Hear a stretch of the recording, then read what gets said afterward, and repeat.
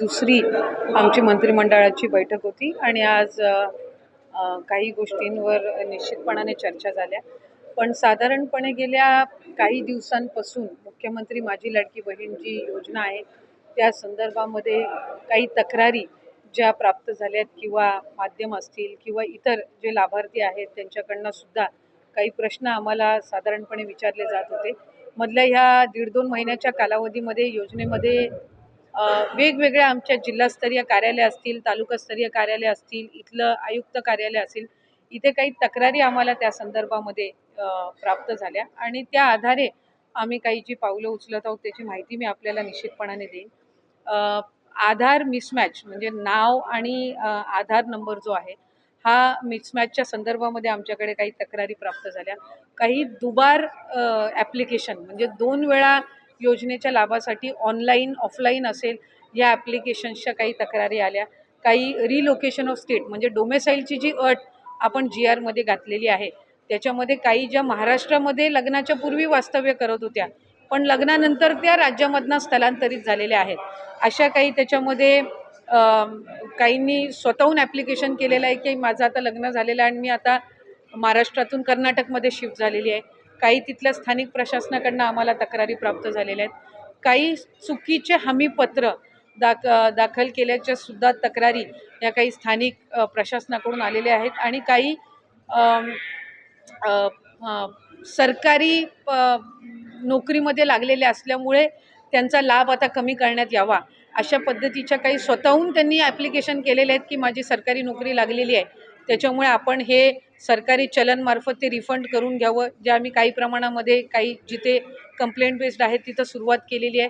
पण काही ठिकाणी आत्ता आमची सरकारी नोकरी लागलेली आहे तर आम्ही या लाभासाठी पात्र नाही म्हणून आमचा लाभ कमी करण्यात यावा किंवा काहींचं प्रमोशन झालेलं आहे त्याच्यामुळे त्यांच्या सॅलरीमध्ये वाढ झालेली आहे, उत्पन्नामध्ये वाढ झालेली आहे, अशा काही आलेल्या आहेत.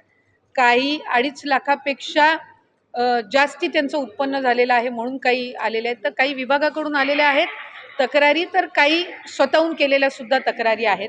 त्याच्यामध्ये साधारणपणे स्वतःहून केलेल्या तक्रारी आहेत किंवा विभागाकडनं आलेल्या आहेत याची आम्ही ज्या वेळेला साधारणपणे माहिती घेतली किंवा त्या संदर्भामध्ये ज्या वेळेला आम्ही विभाग म्हणून चर्चा केली आणि त्याच्यानंतर आम्ही मुख्यमंत्री दोन्ही उपमुख्यमंत्र्यांसोबत त्या संदर्भातली जी चर्चा आहे ती केल्यानंतर काही बाबी GRमध्ये जो शासन निर्णय आहे याच्यामध्ये कुठलाही बदल न करता त्याच जे निकष आहेत ते जे त्याच्यामध्ये आपण बाबी निश्चित केलेल्या आहेत त्यालाच अधीन राहून काही व्हेरिफिकेशनचा आम्ही एक कार्यपद्धत आम्ही केलेली आहे डिसाईड. त्याच्यामध्ये साधारणपणे आपला जो इन्कम टॅक्स आहे म्हणजे आपण 2.5 लाखापेक्षा कमी उत्पन्न असणाऱ्या लाभार्थ्यांना आपण याच्यामध्ये लाभ देत आहोत. तर त्याच्यामध्ये इन्कम टॅक्स डेटा हा रिकन्साईल करणं हा एक त्याच्यामध्ये आम्ही विषय घेतलेला आहे की 2.5 लाखापेक्षा आत्ता आमच्याकडे काही स्वतःहून तक्रारी किंवा विभाग म्हणून तक्रारी आलेल्या आहेत की बाबा आमचं उत्पन्न 2.5 लाखाच्या वर वाढलेलं आहे तर आम्ही ह्या लाभामध्ये आता पात्र होत नाही. पण साधारणपणे ती एक संख्या निश्चित करणं हे आम्हाला आहे. त्यामुळे त्यानुसार आम्ही इन्कम टॅक्स विभागाचा त्याच्यामध्ये हे घेऊन जो डेटा आहे तो रिकन्साईल करणार आहोत.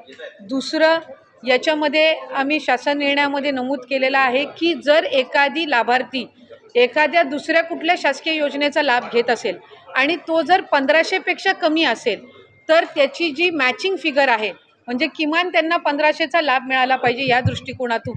उदाहरणार्थ नमो शेतकरी योजना जी आहे याचा लाभ 1000 रुपयापर्यंत असतो. तर या योजनेचा लाभ जे घेणारे आहेत त्यांना वरचं 500 रुपयाचं जे ब्रॅकेट आहे ते आपण शासन निर्णयामध्ये पण नमूद केलेलं आहे की आपण ते वरचे 500 देऊन त्यांचा लाभ आपण 1500पर्यंत नेणार.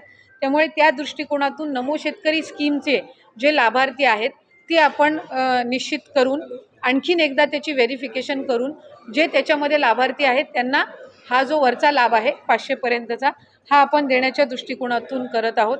त्याच्यामध्ये इतर ज्या काही योजना आहेत ज्या 1500पेक्षा कमी लाभ देणाऱ्या आहेत आणि आपण त्याला 1500पर्यंतचा लाभ मॅचिंग करणं आहे तर त्या दृष्टिकोनातून आम्ही एक स्क्रुटिनी एक ड्राईव्ह करत आहोत.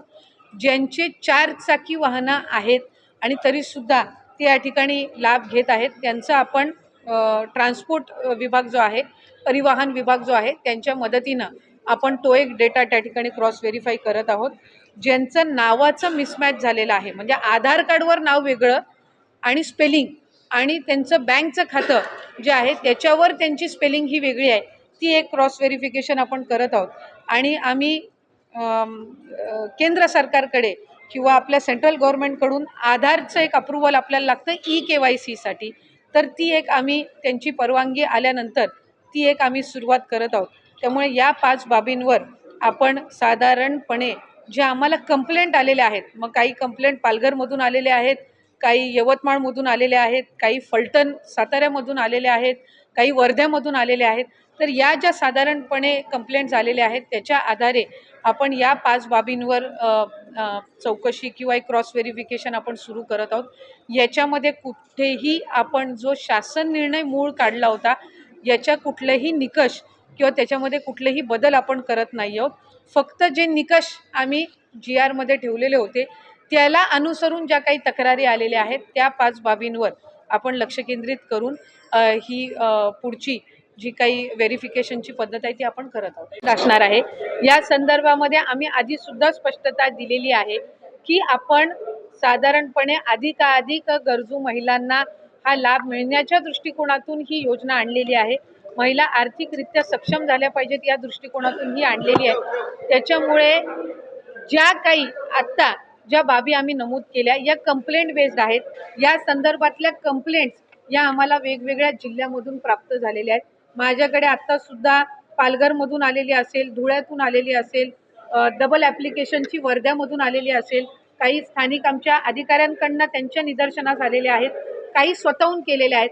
म्हणजे एक लाभार्थी जी आहे त्यांनी आम्हाला स्वतःहून ॲप्लिकेशन केलेलं आहे की माझं आता लग्न झालेलं आहे आणि मी महाराष्ट्रातून कर्नाटकमध्ये स्थलांतरित झालेले आहे, त्यामुळे मी आपल्या या योजनेसाठी पात्र होणार नाही. एक आम्हाला जी आलेली आहे त्यांनी स्वतः दिलेला आहे की आधार कार्ड हे करत असताना मी चुकीचा नंबर त्याच्यामध्ये टाकला. ही ऑक्टोबर महिन्यातली तक्रार आहे. 1-2 तक्रारी आमच्याकडे अशा आलेल्या आहेत की मला आता सरकारी नोकरी लागलेली आहे, त्याच्यामुळे मी या योजनेसाठी पात्र आता होत नाही. त्यामुळे आपण ज्या काही बाबी करत आहोत ह्या कंप्लेंट बेस्ड आहेत. कुठेही सरसकट स्क्रुटिनी ही आपण करणार नाही आहोत, हे मला आपल्या माध्यमातून सर्व माता भगिनींना निश्चितपणाने सांगायचं आहे. ते आम्ही साधारणपणे आज मी आणताना या प्राथमिक स्वरूपात आणलेल्या आहेत, पण याच्यापैकी डबल ॲप्लिकेशनच्या, स्थलांतरित झालेल्याच्या, उत्पन्नाच्या याच्यामध्ये वाढ झालेल्याच्या साधारणपणे 80-90% तक्रारी त्या पद्धतीच्या आहेत, म्हणजे ज्या आलेल्या आहेत त्यापैकी. आणि त्याचा आम्ही एक जे काही त्या संदर्भातली योग्य तो विचार करून आम्ही या 5 बाबी आणि या 5 बाबी या आपण GRमध्ये नमूद केलेल्या आहेत. कुठंही आपण शासन निर्णयामध्ये बदल करत नाही आहोत. कुठल्याही एका योजनेचा जर आपण लाभ घेत असाल, समजा उदाहरणार्थ संजय गांधी निराधार योजना आहे, त्याचा लाभ 1500चा आहे, म्हणून त्या ज्या लाभार्थी आहेत संजय गांधीच्या ह्या आपण लाडक्या बहीणमध्ये घेतलेल्या नाही आहेत. पण नमो शेतकरी जी योजना आहे याचा 1000 रुपयाचा लाभ आहे. आपण GRमध्येच नमूद केलेलं आहे की आपण 1500 जो फरक असेल ती फरकाची रक्कम आपण देणार. त्याच्यामुळे याच्यात आपण कुठेही GRमध्ये आपण बदल करत नाही. दुचाकी आहे आम्ही GRमध्येच नमूद केलेलं आहे, पण 4 चाकी यांनी काही कंप्लेंट्स आम्हाला आलेल्या आहेत, तर त्याच्याने आपण फक्त पॅन त्याच मुद्द्याची आपण पॅन महाराष्ट्र आपण स्क्रुटिनी करतोय. आपण कुठेही विदाऊट कंप्लेंट आम्ही स्क्रुटिनी इनिशिएट करत नाही आहोत. त्याच्यामुळे मी स्पेसिफाय केलेलं आहे की या 5 बाबी इन्कम टॅक्स म्हणजे उत्पन्नामध्ये जर वाढ झालेली असेल, 2.5 लाखाच्या पलीकडे जर कुठल्या लाभार्थ्यांचं उत्पन्न गेलं असेल तर ते आता त्या योजनेसाठी लाभार्थी म्हणून पात्र नाही आहेत. जर दुचाकीच्या वर जर कोणाची वाहनं 4 चाकीची असतील ते पात्र नाही आहेत. जर ते इंटरस्टेट जर मॅरेजेस झालेले असतील तर ते आता त्याच्यासाठी पात्र नाही आहेत. सरकारी नोकरी लागली असेल तर ते पात्र नाही आहेत. आणि आधार कार्ड आणि बँकचं हे जर नावामध्ये फरक असेल आणि त्यांनी ती लक्षात आणून दिलेली आहे तर ते पात्र नाहीत. पण याच 5 बाबींवर आपण पॅन महाराष्ट्र जी आहे ती आपण त्या संदर्भातली योग्य ती पावलं उचलत आहोत. साधारण अॅनालिटिकल जर बघायला गेलं तर आपण तक्रारी किंवा आपल्या स्थानिक प्रशासनाच्या देखील लक्षात आलेलं आहे की काही म्हणजे पात्रधारक नसतानाही काही लोकांच्या खात्यात पैसे जात आहेत.